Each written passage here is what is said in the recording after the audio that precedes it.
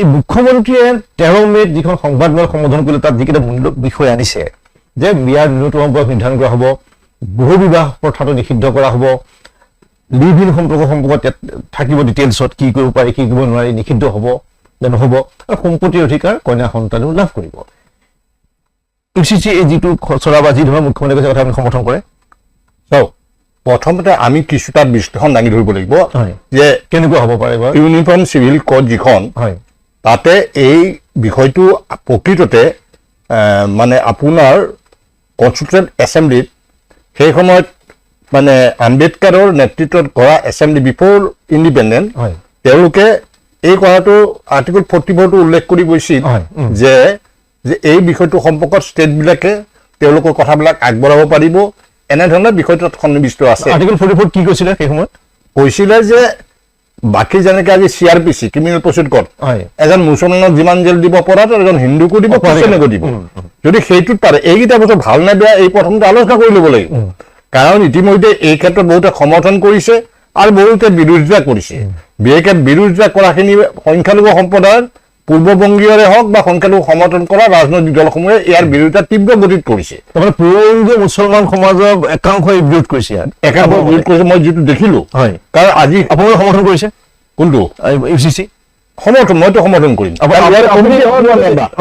আপুনি committee member, মই ক'ম বাৰু পৰিভ্ৰমী যিটো বহু বিবাহ আপুনি এতিয়া আপুনি সমৰ্থন কৰাৰ এই 4টা বিষয় মই ক'লো যে বিয়াৰ ন্যূনতম বয়স, বহু বিবাহ, লিভ ইন আৰু সম্পত্তি অধিকাৰ কন্যা সন্তান লাভ কৰিব লাগে। অসমীয়া মুছলমান সমাজে সমৰ্থন কৰিছে নহয় জানো? আমি দুই এটা আমাৰ ইফাল সিফাল আছে। কেনেকুৱা? দুই এটা ধৰি লওক আপোনাৰ মহিলাৰ হেৰি ক্ষেত্ৰত, সম্পত্তিৰ ক্ষেত্ৰত,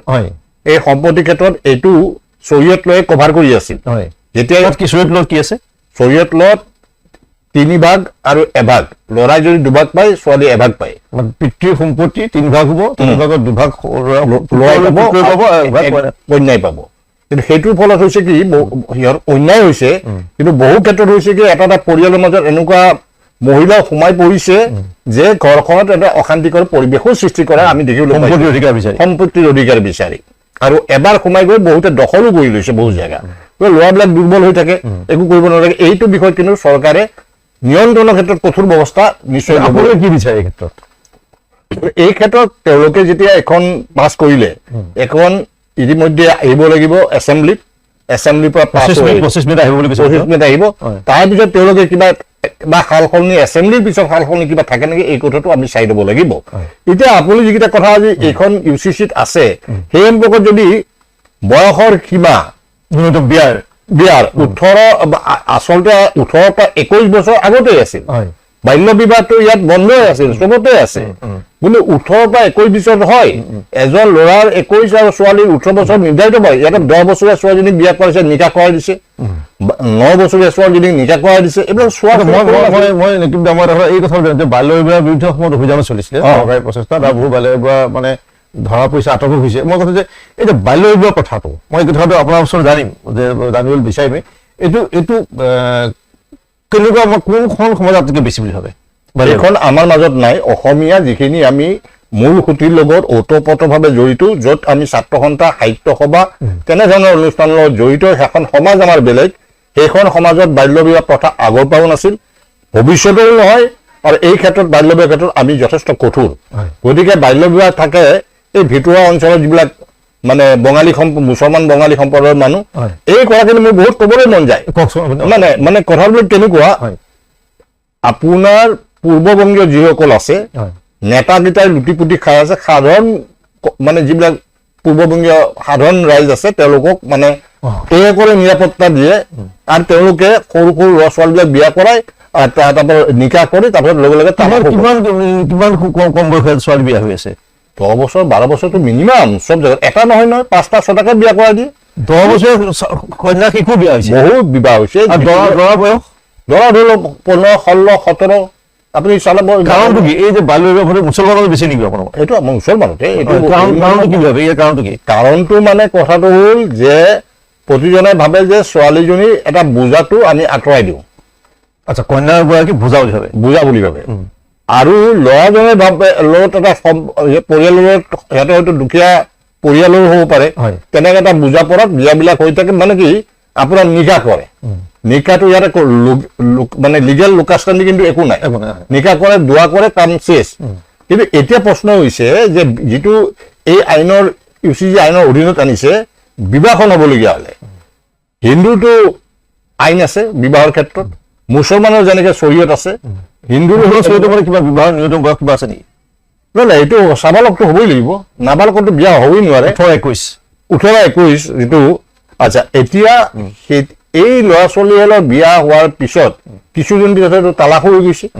এই যিটো অৰাজকতা এতিয়া বাল্য বিবাহ হ'ল বহু বিবাহত মই আজি 42 বছৰ সমগ্ৰ অসমতে বিভিন্ন সংগঠনৰ মাধ্যমত মই বিভিন্ন কাম কৰি আহিছো আৰু মই দেখি আহিছো যিটো কথা সম্পৰ্কত মই কেইবাটাও মানে প্ৰচাৰ মাধ্যমত মই মোৰ ইণ্টাৰভিউ বা টক শ্ব'টো এই কথাবিলাক স্পষ্ট আগতে কৈছো যিবিলাক আইন আহে নাই তেতিয়া মহিলাসকলে ইমান সমৰ্থন কৰে হয় এতিয়া বহু বিবাহ কৰে কি এজনীক বিয়া কৰাই ল'লে লৈ বিয়া কৰাৰ পিছতে আৰু এজনী 4জনলৈ শৰীয়ত মতে পাৰে 4গৰাকীলৈকে গোটেই 4গৰাকী বিয়া কৰা এতিয়া আপুনি কওক সেই 4গৰাকীক সমান অধিকাৰ দিব পাৰিছেনে মই এটা কথা জানিছো যে এগৰাকী পুৰুষে এইটো মুছলমানৰ মাজত বেছি নহয় জানো মুছলমানৰ মাজত বেছি 4গৰাকীৰ লগত বিয়া কৰিব পাৰে এই গোটেই যিটো এটা শৰীয়ত আইনে দিছে এইটো পৃথিৱীৰ যদি মুছলমানৰ মাজত এই আইনখন আছে নেকি পৃথিৱীত নাই পৃথিৱীত কেৱল মানে ভাৰতবৰ্ষত এইটো বিস্তাৰিত হৈ আছে আৰু সেইটো প্ৰযোজ্য সকলোতে হোৱাও নাই শৰীয়ত আইনখন কৰিবলগীয়া নাই আছে লক্ষ্ণৌ তেনেকুৱা 4গৰাকীলৈকে বিয়া কৰা কথাটো এইটো শৰীয়তত 4গৰাকীলৈকে সেই কথাটো কৰিব পাৰে আমি 4গৰাকী বিয়া কৰাব পাৰোঁ আৰু বিয়া কৰাব পৰা প্ৰচিডিঅৰ আছে তুমি কাজীবিলাক নিযুক্তি কেনেধৰণে দিছিল সেই কাজীবিলাকে বহু বিবাহৰ ক্ষেত্ৰত কি ৰোল প্লে কৰিছিল যিটো অসম চৰকাৰে কাজীসকল সম্পূৰ্ণ নোহোৱা কৰি পেলালে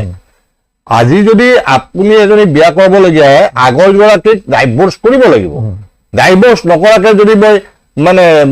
বিয়ালৈ প্ৰপ'জেল দিলো তেওঁলোকে ক'লে আমি ৰাজি আছো সেইটো বিয়া হ'ব নোৱাৰে নহয় গতিকে এইখন আইনে সেইটো যিহেতু নিয়ন্ত্ৰণ কৰিব বহু বিবাহ হয় কি আপোনাৰ এখন কমিটি বনাইছিল চৰকাৰে যিখন ন্যায়াধীশ ৰুমি ফুকন মানে এডভোকেট জেনেৰেল এতিয়া এই UCG যিখন কমিটি বনাইছে কোন আছে তাত এইখনত কোন আছে সেইখন গভৰ্ণমেণ্ট লেভেলত হৈছে আমি যিটো পলুগামী বহু বিবাহৰ ওপৰত যিখন চৰকাৰে আমাৰ অপিনিয়ন বিচাৰিছে এখন কমিটি বনাই দি সেইখনত আমি জাষ্টিছ ৰুমি ফুকন দেৱজিৎ শইকীয়া আৰু মই নিজেও আছিলো আমি বিভিন্ন দিশ চাই ভাৰতীয় সংবিধান আমি বিভিন্ন দিশ চাই আমি ইয়াৰ আগত হোৱা ঘটনাবিলাকত সবিশেষ তথ্য সম্বলিত এইখন ৰিপৰ্টটো আমি ইতিমধ্যে অসম চৰকাৰৰ ওচৰত দাখিল কৰিছোঁ যিটো আমি পলুগামী যিটো বহু বিবাহটো আমি অপ'জ কৰিছিলোঁ আৰু এই ক্ষেত্ৰত মহিলাসকলৰ নিৰাপত্তা সম্পূৰ্ণভাৱে ৰক্ষা পৰে আমি বিভিন্ন সময়ত এই টক শ্ব'ত দেখা পাওঁ মহিলাসকল থাকে বিভিন্ন অঞ্চলত তেওঁলোকে সকলোৱে এইটো সমৰ্থন কৰে তাৰমানে বহু বিবাহ নিষিদ্ধ হোৱাটো মুছলমান মহিলা বিচাৰে পুৰুষে বিচৰা নাই নেকি পুৰুষে নিবিচাৰিব পাৰে তেওঁলোকেতো সামগ্ৰীয়ে ভোগৰ সামগ্ৰী টাইপকে ৰাখেতো ইটো আনিলে সেইটো আনিলে এতিয়া মহিলাসকল নিৰাপত্তা কোনে দিব আজি সেইকাৰণে গোটেই দিশটো আমি সামাজিকভাৱে চাইছো UCG যিকেইটা বিষয় আহিছে যে এই সময়ত আপুনি সামগ্ৰী হৈ কি ক'ব গোটেইকেইটা কোনকেইটা চাৰিটা যে বিয়া বয়স বহু বিবাহ লিভ-ইন আৰু সম্পত্তি অধিকাৰ কন্যা সন্তানে চাওক এতিয়া কথা হ'ল যিটো বহু মুছলমান বা সংখ্যালঘু দেখিছো যে ছচিয়েল মিডিয়াত কিছু সকলোৱে নহয় কিন্তু বিৰোধ কৰিছে আপুনি সংগঠনকেইটা চাব আৰু যিসকল বিৰোধ কৰিছে তেওঁলোকৰ বেকগ্ৰাউণ্ডটো চাব তেতিয়া আপুনি বুজিব সাধাৰণ মানুহে বিৰোধ কৰা নাই নহয় ইয়াত প্ৰতিবাদটো ওলাই অহা নাই সেইদিনা মই দেখিলো আমচুৰ এডভাইচাৰ তেওঁ কৈছে আমি পঢ়িব লাগিব স্পষ্টভাৱেতো কোৱা নাই এজন কিবা বিলাতত ঠাইত এজন মুছলিম মানুহ মই নামটো নাজানো তেওঁ আহি বিয়াৰ শৰীয়তৰ কথা কৈ আছে কিন্তু যেতিয়া এইবিলাক ঘটনাবিলাক হয় যেতিয়া উচ্ছেদ হয় সংখ্যালঘুৰ ওপৰত যেতিয়া সংখ্যালঘুৰ ওপৰত আক্ৰমণ হয় বিভিন্ন সময়ত সংঘাত হয় তেওঁলোকেতো মুখত মাত নিদিয়ে কোনটো দলে দিয়ে ইমান অসমত ঘটনা চলি আছে কিমান মাদ্ৰাছা ভাঙি দিলে কিহৰ কাৰণে বা সেই বিষয়ে তেওঁলোকে আলোচনা নকৰে বিৰোধীসকল চৰকাৰে এতিয়া এই যে যিখন মানে ইউনিফৰ্ম চিভিল কোড যিটো এইখন আপোনাৰ দিছে কেনেকুৱা হোৱাটো বিচাৰে চাওক সম অধিকাৰ এটা নেশ্যনত থাকিলে মানে মাইকী মানুহ হওক পুৰুষ হওক সমান অধিকাৰ সকলোৱে বিচাৰে হিন্দু মুছলমান কথাটো আহি গৈছে ইয়াতে এতিয়া হিন্দু মুছলমান আহিব কেনেকে আজি হিন্দুৰ আজি হিন্দু বিলাকে কামাখ্যা মন্দিৰত মানে মালাগাল পিন্ধালেই হিন্দু বিবাহ হয় বুলি কোৱা হয় আজি বহু বিবাহ মুছলমানৰ নিকাহ কৰিলে হৈ যায় খ্ৰীষ্টিয়ানে তেওঁলোকৰ গীৰ্জাঘৰত গৈ বিয়াখন পাতিব পাৰে ঠিক তেনেকে প্ৰতিটো গোষ্ঠীৰে তেনেকুৱা ধৰণৰ নিজস্বভাৱে হেৰি এটা আছে কিন্তু আল্টিমেটলি তেওঁলোকে কিন্তু মই যদি আজি বিদেশত যাবলগীয়া হয় মোৰ পত্নীক যদি এনেকে নিকা কৰি লৈ গৈছো সেই পত্নীয়ে কিন্তু ভিছা নাপায় তেতিয়াহ'লে যদি মোৰ চাৰ্টিফিকেটখন লাগে মেৰেজৰ প্ৰয়োজন হয় নহয় জানো প্ৰয়োজন হ'বই পাছপৰ্টখন ল'ব নালাগিব নেকি গতিকে এতিয়া কথা হ'ল যে সেই হেৰিটো ইয়াত কামাখ্যাৰ চাৰ্টিফিকেটো নহ'ব আৰু ইয়াতে নিকাহৰ চাৰ্টিফিকেটো নহ'ব যদি প্ৰকৃত অৰ্থত সেই চাৰ্টিফিকেটখন ল'বলগীয়া হয় কম্পিটেণ্ট অথৰিটিৰ পৰা তেতিয়াহ'লে সেইটো বস্তু ক্লিয়াৰ কৰি দিছে যে তুমি বিয়া পাতিবা তুমি ৰেজিষ্টাৰ কৰা কাৰণ কালি আইনৰ কথা আহিব তোমাৰ অধিকাৰ নিদিবও পাৰে সেই পিছত কোনো আপত্তি কৰিবতো একো নাই ইয়াত আৰু যদি তুমি মানে কিবা সম্পত্তিৰ কথাটো আহিব তেতিয়া সেই কোৱেশ্যনটো আহিব পাৰে গতিকে সেইকাৰণে কৈছো যে এইকেইটা আইন কোনেও বেয়া বুলি ক'ব নোৱাৰে কোনোবাই যুক্তিৰ ক্ষেত্ৰত মানে হেৰি দৃষ্টিত ৰাজনৈতিক দৃষ্টিভংগীৰে তেওঁলোকে এটা বক্তব্য ৰাখিব পাৰে সেইটো ৰাজনৈতিক দৃষ্টিভংগী আপোনালোকে ব্যক্তিগত মই কৈছো নহয় অসমৰ বহুত সংখ্যালঘু মহিলাৰ কাৰণে সংখ্যালঘু অঞ্চলত মই বিভিন্ন সভা সমিতি কৰিছিলো কিন্তু তেতিয়া আমি তেওঁলোকৰ চেণ্টিমেণ্টটো আমি বুজি পাওঁ আপুনি দেখিছে মাজতে কিবা এটা টিভিত বাহিৰত সংখ্যালঘু মহিলাসকলক ৰাখিছে আমি ষ্টুডিঅ'ত আছো তাতেও তেওঁলোকে হুলস্থুল লগাই এইটো বাধা প্ৰদান কৰি আছে গতিকে এই কথাটো আমি চাব বা মুছলমান মহিলাই নিবিচাৰে বহু বিভাগ কেতিয়াও নিবিচাৰে আৰু বিয়াৰ ন্যূনতম বয়সৰ ক্ষেত্ৰতো মহিলাসকল মানে সজাগ সেইটো আমাৰ সমাজখনো সজাগ আচ্ছা এতিয়া সম্পত্তি অধিকাৰৰ ক্ষেত্ৰত কন্যা সন্তানে আপুনি কৈছে যে মুছলমান আইন মতে চৰিত্ৰ মতে 2/3 মানে ল'ৰাজনে পাব পুত্ৰই আৰু এটা ভাগ মানে দুভাগ পুত্ৰই এভাগ কন্যা সন্তান শৰীৰৰ মতে এতিয়া যিটো সমান অধিকাৰ দিয়াৰ কথা কৈছে এতিয়া কি ক'ব এতিয়া সমান অধিকাৰ সেইটো ক্ষেত্ৰত কিন্তু অকমান চৰকাৰে পৰীক্ষা নিৰীক্ষা কৰক কেনেকুৱা ধৰণৰ মানে এইটো তেওঁলোকে পাব পাৰিলে লোকচান কি হ'ব লাভ কি হ'ব কাৰণ আমি পলগামী আপুনি অধিবক্তা হিচাপে বা এগৰাকী মুছলমান সমাজ বা হিন্দু দুইটা সমাজকে প্ৰতিনিধিত্ব কৰা এজন ব্যক্তি আপুনি মই জানিব বিচাৰিম ধৰক যে আপুনি কি বিচাৰে এটা পৰম্পৰাগত হৈ আহিছিল যেতিয়া গতিকে সেই পৰম্পৰাটোৰ মতেই চলি আছিল কিন্তু এতিয়া যেতিয়া এইখন আহিলে UCC এই অধিকাৰ কথাটো অধিকাৰ দিয়াত আপত্তি কাৰো নাই কিন্তু বিনা কথাত অধিকাৰ বিচাৰি বিনা কথাত তেখেতসকলে সেইটো তেতিয়াহ'লে সেই অধিকাৰ বিচাৰিব এনেকুৱা তেওঁলোকে অমুকৰ অমুক আছিল তমুকৰ তমুক আছিল পিতৃ বা মাতৃৰ দেউতা পিতৃৰ কোনোবা এজনৰ জীয়েক পিতৃ নাই মাতৃৰ কোনোবা এজনৰ জীয়েক মাতৃ নাই আৰু তেওঁলোকে সম্পত্তি দুই এটা বহুত জেগাত সোমাই গৈ সেই জাগাই এৰি দিয়া হ'ল এই কথাবিলাক ঠিক কৰি ল'ব লাগিব কিন্তু এইটো চৰকাৰ কেনেধৰণে আইন এইটো অলপমান সংশোধনৰ প্ৰয়োজন আছে অলপ লিভিং এই গোটেই বিষয়টো যিবোৰ বিৰোধ কৰিছে বিশেষকৈ সংখ্যালঘুৰ মাজতে বেছি দেখিছো সংখ্যালঘু মানে কোনখিনি সংখ্যালঘু আপুনি মোক কওক কালি মই শিৱসাগৰৰ আমাৰ যিজন মূল মানুহ তাত নেতৃত্ব লয় ধৰ্মীয়ভাৱে এখন জমিয়তৰ শিক্ষানুষ্ঠানতে অধ্যক্ষ কালি আপুনি চাব কালিতো অপূৰ্ণ মুকলিভাৱে সমৰ্থন কৰি কিয় সমৰ্থন কৰিছে এই কথাখিনি কৰিছে তেওঁ নাই তেওঁ মই সেইটো গোটেইটো শুনা নাই সমৰ্থন কৰি গৈছে গতিকে আমাৰ পিনৰ পৰা কোনো বিৰোধিতা কৰা নাই এই পলিটিচিয়ান কেইটা ভিতৰৰ অঞ্চলৰ কিছুমান সংখ্যালঘু সংগঠন নামতে বিৰোধিতা হৈছে আমাৰ পৰা হৈছে নেকি আমি গৰীয়া মানুহৰ মৰিয়া মানুহৰ দেশী মানুহৰ সংখ্যালঘুসকলৰ মাজত কোনকেইটা সংগঠন সমৰ্থন কৰিছে এইখন সংখ্যালঘুৰ মাজত কোন আমচুৰটো মই প্ৰেচিডেণ্টক দেখিলো এডভাইচাৰক দেখিলো তেওঁ এতিয়ালৈকে কোৱা নাই যে এইটো চাই ল'ম বুলি কৈছে বাকী গৰীয়া মৰি চবে বিৰোধিতা কৰিছে চবে বিৰোধিতা কৰিছে অসমীয়া মুছলমান সমাজে গৰীয়া মৰিয়া মানে মইতো গৰীয়া আপুনি সমৰ্থন কৰিছে সমৰ্থন কৰিছো কিন্তু এটা কথা মই যিটো এইটোত মই বিৰোধিতা কৰা নাই এই যিটো সম্পত্তি লৈ কিন্তু তেতিয়া সেইটো ক্ষেত্ৰত কিন্তু চৰকাৰে অলপ চোকা দৃষ্টিৰে ক'ত কি ঘটনা হ'ব পাৰে সেই ক্ষেত্ৰতো কিন্তু তেওঁলোকে চোকা দৃষ্টি ৰাখিবলৈ মই এগৰাকী বিশিষ্ট অধিবক্তা আপুনি আৰু নেকিবুল জামান অসম আন্দোলনৰ সময়ৰ পৰা আৰম্ভ কৰি অসম সাহিত্য সভা বিভিন্ন অনুষ্ঠানৰ পৰা আদি কৰি অসমীয়া জনজীৱনৰ লগত এটা ওতঃপ্ৰোতভাৱে জড়িত হৈ থকা নাম মই নেকিবুল জামানৰ পৰা বস্তু জানিব বিচাৰিম যে আপুনি এই ক্ষেত্ৰত অসম চৰকাৰৰ প্ৰতি আপোনাৰ আহ্বান কি হ'ব আপোনাৰ নহয় অসম চৰকাৰে অসম চৰকাৰে লোৱা সিদ্ধান্তক আমি ৰাজনীতি কৰিব নালাগে না চৰকাৰে কৰিব বা মানে অন্যান্য দলবিলাকে কৰিব বা কংগ্ৰেছ বা UDF কোনো ইয়াৰ বিৰোধিতা কৰাটো উচিত নহয় তেওঁলোকে বিৰোধিতা কৰিছে কি কাৰণে এছেম্বলিত বোলে কথাবিলাক আহিব তেতিয়াই গম পাম কিয় বিৰোধিতা কৰিছে যে প্ৰশ্নটো যে তেওঁলোকে এই কথাবিলাক ৰাজনীতিকৰণ নকৰি তেওঁলোকে আলোচনা কৰক এছেম্বলিত যে এছেম্বলিত এই অসুবিধা নিশ্চয় চৰকাৰে এতিয়াতো বিল সেইখন পাছ কৰা নাই হয়। পাছ কৰিব যদি যিখিনি অসুবিধা আছে তেওঁলোকক দেখুৱাওক কিন্তু সমৰ্থন কৰক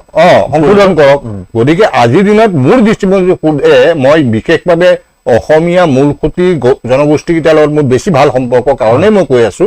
যে আমাৰ সমাজ ব্যৱস্থাত বা আমাৰ অন্যান্য অসমীয়া বৃহত্তৰ যদি মূলসুঁতিৰ যিখিনি আমি মানুহ আছো এই মানুহবিলাকে কিন্তু ইয়াৰ বিৰোধিতা কৰা মই দেখিবলৈ পোৱা নাই বা ময়ো নকৰোঁ আচ্ছা সংখ্যালঘু মানুহৰ প্ৰতি আপোনাৰ যিসকলে তেওঁৰ প্ৰতি আহ্বান কি হ'ব আপোনাৰ চৰ চাপৰি পৰা আদি কৰি আজি চৰ চাপৰি অঞ্চলৰ মানুহে এইখিনি বুজি পোৱাটো উচিত আগতে তাত শিক্ষা দীক্ষাত আছিল কিন্তু আজি আপুনি মন কৰিব ডক্তৰ ইঞ্জিনিয়াৰ আজি মন কৰিব হাকিম উকিল মন কৰিব আন্তঃৰাষ্ট্ৰীয় স্তৰত যিটো তেওঁলোক সন্মান পাই আহিছে যথেষ্ট আগুৱাই গ'ল যেনেকে ক্ৰিমিনেলো আছে তেনেকে ভাল মানুহ লাহে লাহে লাহে লাহে ওলাই আহিছে সংখ্যা বাঢ়িছে গতিকে তেওঁলোকে আলোচনা কৰি এই সমাজখনত কেনেকে আগুৱাই নিব পাৰি কাৰণ এছাম ৰাজনীতিবিদ বিলাকে সেই অঞ্চল বিলাকক এনেকুৱা এটা পৰিৱেশ সৃষ্টি কৰি থৈ দিছে যাৰ কাৰণে আজি অসমত হিন্দু মুছলিমৰ পৰিৱেশ সৃষ্টিৰ অন্যতম কাৰণ আমি যেতিয়া সদম ছাত্ৰ সন্থা 1980 চনত আমি দেখিলো সেইতিয়া আমচু জন্ম হৈছিল আগতে অসমীয়া জাতিৰ কিন্তু বিভাজন নাছিল সেই আৰম্ভণি যিটো হ'ল সেইটো পিছত ৰাজনৈতিক দলবিলাকে সেই বস্তু লৈ পৰি তেওঁ বিভিন্ন সময়ত বা আইন নীতি বাতিলৰ বিৰুদ্ধে মোকদ্দমা কেতিয়াবা তেওঁলোকে অন্যান্য সংখ্যালঘুৰ নামত কিন্তু তেওঁলোকে কোনোদিন এই সংখ্যালঘুৰ মানুহৰ মাজত সজাগতা সৃষ্টি নকৰিলে তেওঁলোকক আগুৱাই নিয়াৰ কাৰণে প্ৰচেষ্টা নললে কেৱল ৰাজনীতি সেইকাৰণে মই আহ্বান জনাইছো অসম চৰকাৰক যেনেকৈ আহ্বান জনাম সেই অকল সংখ্যালঘু নেতা ৰাজনৈতিক দলকো আহ্বান জনাম আপোনালোকে ৰাজনীতি বাদ দিয়ক বৃহত্তৰ অসমীয়া জাতি কাৰণ আপোনালোকে বাংলাদেশী নহয় পূৰ্ববংগীয় হয় বাংলাদেশী নহয় গতিকে আপোনালোকে ইয়াতে ভাৰতীয় নাগৰিক হিচাপে অসমৰ এটা অংশ হিচাপে আপোনালোকে এই যিবিলাক বেয়া আইন যিবিলাক আইনে আপোনাক ক্ষতি কৰি আছে সেই আইনবিলাকৰ বিৰোধিতা কৰিবলৈ মই মুকলিভাৱে আহ্বান জনাইছো ধন্যবাদ নেকিব যাব আপুনি আৰু কিবা ক'ব বিচাৰিছিলে গোটেই আইনখনৰ সন্দৰ্ভত শেষত আইনখনৰ মানে কি এতিয়া ধৰি লওক এটা সময়ততো আপোনাৰ কনষ্টিটিউশ্যন এছেম্বলি মানে তেতিয়া আপোনাৰ আম্বেদকাৰে নেতৃত্বত যিখন আহিছিল বনাইছিল সেইখন ইয়ালৈ পঠিয়ালে যেতিয়া স্বাধীনতাৰ পিছত এই কথাখিনি তাত কিন্তু এই কথাখিনি উল্লেখ কৰি গ'ল মানে আজি যদি CRPC ক্ৰিমিনেল প্ৰচিডিউৰ কোড আজি জিতুমণি বৰাই এটা অপৰাধ কৰিলে নেকিবুৰ জাপানে অপৰাধ কৰিলে একে শাস্তি পাব গতিকে এইখনো আইনতো তেনেধৰণৰ ব্যৱস্থা যে সকলোৰে অধিকাৰ সকলোকে সমদৃষ্টিৰে চোৱাৰ ক্ষেত্ৰত এটা নৈতিক দায়িত্ব কিন্তু মানে আমাৰ যিবিলাক অভিভাৱক চৰকাৰ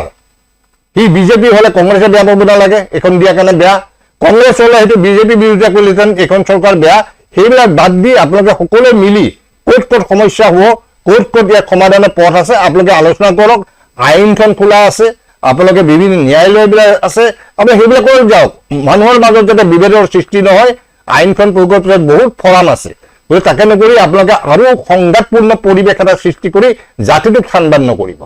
ডক্টৰ বসন্ত কুমাৰ গোস্বামীদেৱৰ যিটো প্ৰথম কথা আপুনি ক'লে যে মুছলমান মানে বিদেশী নহয় এই কথাটো সঁচা মুছলমান মানেতো বিদেশী হ'ব নোৱাৰে সেইটো কথা তেওঁ ঠিকেই কৈছে কিন্তু তাৰ পিছত তেওঁ যিখিনি কথা কৈছে মই ভাবোঁ সেইখিনি ক্ষেত্ৰত তেওঁ অধিক সংযমী হ'ব লাগিছিল কাৰণ ৰাজনৈতিক দলৰ নেতাই বা কোনোবা এজন ৰাজনীতিবিদে কেতিয়াবা যিটো অঞ্চললৈ যায় সেই অঞ্চলৰ মানুহৰ মনটো ভাল লগাবলৈ প্ৰয়োজনাধিকভাৱে ভাল লগাবলৈ কেতিয়াবা কিছুমান প্লেয়িং টু দ্য গেলেৰী বুলি কয় তেনেকুৱা ধৰণৰ কথা কয় যিটো কথা ক'লে যিখিনি মানুহ আছে সেই জনসমষ্টিৰ মানুহখিনিয়ে ভাল পাব কিন্তু সাহিত্য সভাৰ সভাপতিৰ দৰে তেনে এখনত বহি থকা এজন বৰ্ষীয়ান সাহিত্যিকে মই ভাবোঁ এই ক্ষেত্ৰত আৰু অকণমান তেওঁ মনোযোগী হ'ব লাগিছিল সংযমী হ'ব লাগিছিল চৰ চাপৰি অঞ্চলৰ বহু মানুহে বহু সময়ত অসমীয়া ভাষা সাহিত্য সংস্কৃতিৰ বাবে অৱদান যোগাই অহাটো এইটো সকলোৱে এটা জনা কথা কিন্তু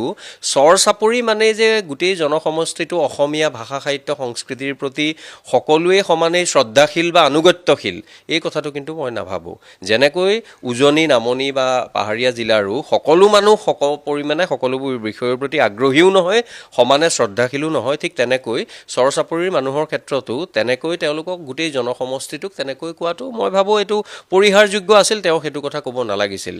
এটা কথা চাব লাগে খালি যে চৰ চাপৰি বুলি ক'লে বা অসমৰ কোনোবা এটা অঞ্চলক লৈ কথা ক'লে আমি এটা কথা মনত ৰাখিব লাগে যে অসমখন সকলোৰে সকলো বুলি কওঁতে কাৰ 1971 চনৰ 25 মাৰ্চৰ আগতে অহা প্ৰতিগৰাকী মানুহে ইয়াত অসমীয়া ইয়াত কোনোবা বেছি অসমীয়া কোনোবা কম অসমীয়া কোনোবা এটা বিশেষ ৰাজনৈতিক দলত বিশেষ ধৰ্মত থাকিলে তেওঁ বেছি অসমীয়া হ'ব আৰু কোনোবা যদি তেওঁ সংখ্যালঘু কিন্তু 71 চনৰ আগতে অহা তেওঁ কম অসমীয়া এই কথাটোত কিন্তু মই বিশ্বাস নকৰোঁ কিন্তু মই বেলেগ এটা কথাত ডক্টৰ গোস্বামীদেৱৰ কথা এটা বেছি আপত্তিজনক বুলি ভাবোঁ, যিটো হয়তো বহু সময়ত আমাৰ ৰাইজে এই বিতৰ্কটোত লাগি থাকোঁতে আচলতে কথাটো বৰ বেছি উপলব্ধি কৰা নাই। আপুনি চাওক, নিৰ্বাচনৰ আগে আগে ভাৰতীয় জনতা পাৰ্টীৰ বিভিন্ন ডাঙৰ ডাঙৰ বিয়াগুম নেতাই এই চৰ চাপৰি অঞ্চলৰ মানুহ, তাৰমানে বংগমূলীয় মুছলমান ইছলাম ধৰ্মাৱলম্বী মানুহক মিয়া বুলি কৈ বহু অপমান অৱমাননা তেওঁলোকক অৱহেলাটো কৰিয়ে আহিছে, তাৰ লগতে ঠাট্টা মস্কৰা ইটিকিং কৰিছে। তেনে সময়ত মই কিন্তু ডক্টৰ বসন্ত কুমাৰ গোস্বামীয়ে কেতিয়াও কোৱা শুনা নাই যে এই কথাটো এইজন মানুহে কোৱাটো ভুল হৈছে। তাৰমানে কি বুজাব, এসপ্তাহ দুসপ্তাহ আজি এমাহৰ আগলৈকে যেতিয়া অসমৰ ইমানকেইগৰাকী নেতাই এই জনসমষ্টিটোক যেতিয়া ইমান ভেঙুচালি কৰিছিল, তেতিয়া কিন্তু ডক্টৰ বসন্ত কুমাৰ গোস্বামীয়ে কোৱা নাছিল। সেইবাবে ডক্টৰ বসন্ত কুমাৰ গোস্বামীদেৱৰ কথাটো আজি গ্ৰহণ কৰিবলৈ টান হৈছে। যদি বসন্ত কুমাৰ গোস্বামীয়ে নিৰ্বাচনৰ আগতো ক'লেহেঁতেন যে ঠিক আছে আপোনালোকে নিৰ্বাচন খেলক, কিন্তু এটা জনসমষ্টিক আপোনালোকে ইমান ঠাট্টা মস্কৰা ইমান অৱহেলা নকৰিব, অৱমাননা নকৰিব, তেতিয়া তেওঁৰ আজিৰ কথাটোত কিছু গ্ৰহণযোগ্যতা পালেহেঁতেন। কিন্তু আজি এইটো প্ৰেক্ষাপটত 5 দিনমান আগতে তেওঁকতো দেখিলোঁ যে এইখন চৰকাৰৰ তেওঁ সাংঘাতিক জয়গান গাইছে। জয়গান গোৱাটো মই বেয়া পোৱা নাই, মই জয়গান নাগাওঁ, কিন্তু মই বেলেগে গালে বেয়া নাপাওঁ, কিন্তু স্থিতি মানুহৰ একে থাকিব লাগে। 5 দিনৰ আগতে তেওঁ চৰকাৰৰ জয়গান গালে মানে মুখ্যমন্ত্ৰীৰ, আৰু এতিয়া 5 দিনৰ পিছত তেওঁ কলগাছিয়াত গৈ বেলেগ এটা কথা ক'লে। তাৰমানে ইমান দিনে মুখ্যমন্ত্ৰী বা এই দলটোৰ ইমান বিয়াগুম নেতাই যে এই জনসমষ্টিটোক ইটিকিং ঠাট্টা মস্কৰা কৰিছিল, সেই কথাখিনি কলগাছিয়াত গৈ পেলাই তেওঁ পাহৰি গ'ল নে তাৰ মানুহক ভালৰি লগাবলৈ এইখিনি কথা মানুহে পাহৰি যাব বুলি ভাবিলে? মানুহে পাহৰিব পাৰে, মই অন্ততঃ পাহৰা নাই, আৰু মোৰ নিচিনা হাজাৰজনে হয়তো পাহৰা নাই। সেইকাৰণে মানুহৰ স্থিতি মোৰ লগত নিমিলিব পাৰে, মই কিন্তু শ্ৰদ্ধা জনাম, কিন্তু স্থিতি সলনি হৈ থাকিব নালাগে। 5 দিনে 6 দিনে যলৈকে যাওক সেই মানুহক ভাল পাবলৈ মই ভাবোঁ মানুহে ভাষ্য প্ৰদান কৰিব নোৱাৰে। আৰু শেষত মই এটা কথা কওঁ, তেখেতৰ কথাটো মই পুনৰ দোহাৰোঁ, মুছলমান মানেই বিদেশী নহয়। লগতে আৰু এটা কথা কওঁ, চৰ চাপৰি মানে সকলোৱে অসমীয়াক একেবাৰে বুকুত আপোন কৰি লৈছে সেইটোও নহয়, কিন্তু বুজন সংখ্যক চৰ চাপৰিৰ মানুহে অসমীয়া ভাষা, অসমীয়া সাহিত্য, অসমীয়া কৃষ্টিৰ প্ৰতি শ্ৰদ্ধাশীল। তেখেতসকলক মই সদায় সন্মান জনাওঁ। আৰু শেষত মোৰ এটাই আহ্বান, 1971 চনৰ 25 মাৰ্চৰ আগতে অহা মানুহখিনিক লৈ অসমত এতিয়া অৰ্থনৈতিক জাতীয়তাবোধেৰে আমাৰ নতুনকৈ জাতিটো এটা চেতনাৰে সৈতে গঢ় দিয়াৰ সময়। এইটো মানুহৰ মাজত বিভাজন অনাৰ সময় নহয়।